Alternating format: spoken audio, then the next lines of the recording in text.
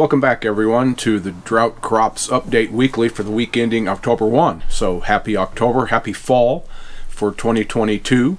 And let's get out and see what happened last week on the maps. Again, we start with the Firms USA Canada map looking at the fire. You can see that it still shows a lot of fires over in the northwest US that we've been tracking here since we've been doing this. We've been looking at the Hermes fire in particular, the Moose. And this is still 130,000 acres, has not grown. It's up to 75% contained right now. Zooming in, we do not see any active perimeter fires around the main burn. All these other little fires out and around, they all look like they also are absent of the perimeter burns. So let's go look at the MODIS, the current satellite image. And this area is under clouds right now, cloudy skies.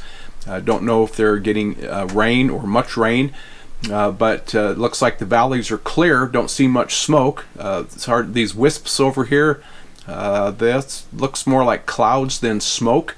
As we zoom out and go off to the west, see what's going on in the west, we still have the active fire down here in Oregon in Cedar Creek, and you can see that smoke trail is blowing off to the west out into the Pacific. Going up to the north into Washington, Goat Rocks, and there's a whole bunch of fires up here. Bolt Creek, White River. These look like they're actively producing smoke, both going off to the west and coming back to the east. It looks like the Palouse region is completely filled in with smoke this morning. But as we continue off to the further east into Idaho, once you go past the mountains, it looks like the smoke has pretty much gone away. By the time we get into Yellowstone looks clear this morning. High clouds, but no smoke. Clear is what I mean. Okay, so continuing moving a little bit to the east. Looking at the Bighorns, at the time of this image, it looks like they were completely encased with clouds. Over here in the Black Hills, we're cloudy and rainy this morning as well, but everything is looking pretty nice here as far as temperature. We finally broke out of the 90s and we're back down into just the 70s today. So looking at the Wyoming road cams, just 20 minutes ago or so, up on Granite Pass in the Bighorn Mountains, no snow yet. So I'll keep an eye on this. I like to see when the first snow comes up there. This would be late. October 1 hunting season started. I've been up here many times where there's 2-3 feet of snow, so it's a little late this year. Okay, going to the GOES satellite.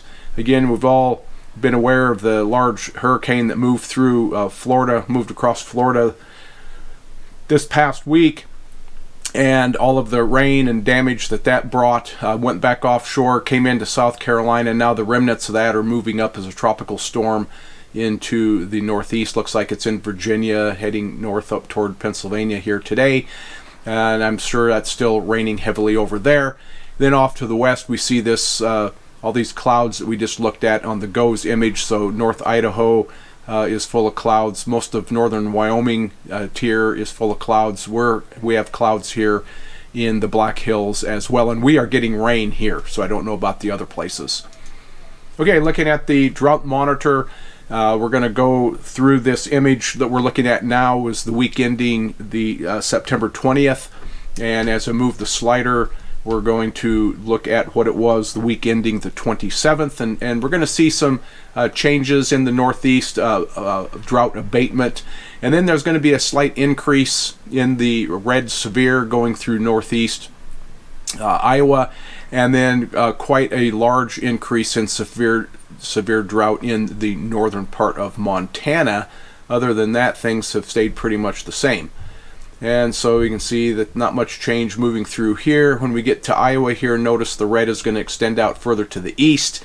Little drought in central South Dakota goes away, and then we get up to Montana and we see an increase in the severe drought further to the west. All of this area through Utah, Nevada, Oregon, California looks to be about the same. Okay, crop progress in the U.S. The wheat is harvested, so the charts show all 100% for winter wheat and spring wheat. So corn is just kind of getting underway right now. It looks like maybe around 10%, a little over 10% of the corn harvest. We can see that 2022 has been delayed over the previous years, and it was most severe back in the planting. 2 weeks in some instances later for the planting, yet by the time we get out here to mature and harvest dates, it seems to have tightened up, and it's not that far behind what it has been. So if we call this 15% now, last year it might have been 18% at this same time, third week of September. Maturity is not that far behind, and so far that crop is looking good, and harvesting is just getting underway in full force across most of the country. Okay, quick look over at the GFS. This is the current time slice as of 6 a.m. this morning, and it shows the clouds here where I'm at just starting to come into the Black Hills area, and like I've already said, it's already rained here this morning. The remnants of Ian is moving through the eastern seaboard, and over the next 12 to 18 hours, that looks like it's going to pretty much, so here's 24 hours, and it looks like just rain over here, and the heavy precipitation has moved out, which is good news for them. I'm just going to run this through. I've got it set to move through a pretty quick pace, so you can just watch your region and look at the time over here. Going through this runs out to the 17th, and we'll run it again. And so nothing major looks like it's in the forecast for the next 3 weeks. Okay, so that should do it for this week. So hopefully you're getting relief from the heat wherever you're at. I know that a lot of parts of the country has been pretty warm. Looks like we have finally broken the warm temperatures here out of the 90s back down into the 70s today, and hopefully that's going to continue as we move forward through the next week. So thank you for watching. We'll see you again next week.